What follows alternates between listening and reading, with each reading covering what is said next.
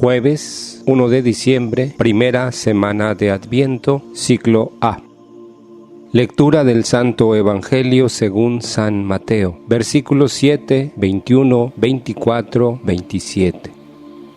En aquel tiempo, Jesús dijo a sus discípulos: No todo el que me diga, Señor, Señor, entrará en el reino de los cielos, sino el que cumpla la voluntad de mi Padre que está en los cielos.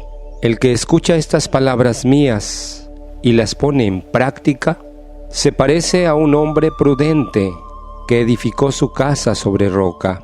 Vino la lluvia, bajaron las crecientes, se desataron los vientos y dieron contra aquella casa, pero no se cayó, porque estaba construida sobre roca. El que escucha estas palabras mías y no las pone en práctica, se parece a un hombre imprudente que edificó su casa sobre arena. Vino la lluvia, bajaron las crecientes, se desataron los vientos, dieron contra aquella casa y la arrasaron completamente. Palabra del Señor. No todo el que me diga, Señor, Señor, entrará en el reino de los cielos.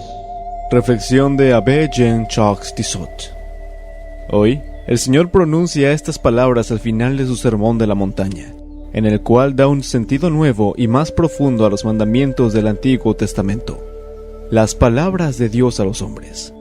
Se expresa como hijos de Dios, y como tal, nos pide recibir lo que yo os digo, como palabras de suma importancia, palabras de vida eterna, que deben ser puestas en práctica, y no solo para ser escuchadas, con riesgo de olvidarlas o de contentarse con admirarlas o admirar su autor, pero sin implicación personal. Edificar en la arena una casa, de Mateo 7:26, es una imagen para describir un comportamiento insensato, que no lleva a ningún resultado y que acaba en el fracaso de una vida. Después de un esfuerzo largo y penoso para construir algo, bene curris se extraviam, decía San Agustín. Corres bien, pero fuera del trayecto homologado, podemos traducir.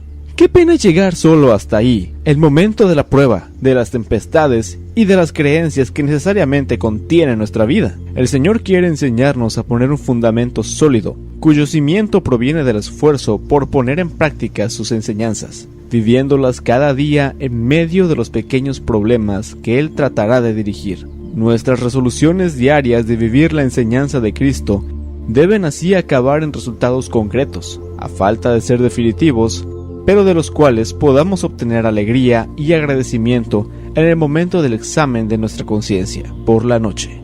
La alegría de haber obtenido una pequeña victoria sobre nosotros mismos es un entrenamiento para otras batallas, y la fuerza no nos faltará, con la gracia de Dios, para perseverar hasta el final.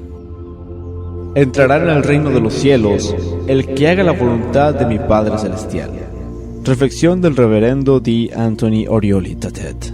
Hoy, la palabra evangélica nos invita a meditar con seriedad sobre la infinita distancia que hay entre el mero escuchar, invocar y el hacer cuando se trata del mensaje de la persona de Jesús. Y decimos mero, porque no podemos olvidar que hay modos de escuchar y de invocar que no comportan el hacer. En efecto, todos los que, habiendo escuchado el anuncio evangélico, creen, no quedarán confundidos, y todos los que, habiendo creído, invocan el nombre del Señor, se salvarán. Lo enseña San Pablo en la carta a los Romanos, capítulo 10, versículos de 9 al 13. Se trata, en este caso, de que los que creen con auténtica fe, aquella que obra mediante la caridad, se escribe también como el apóstol, pero es un hecho que muchos creen y no hacen.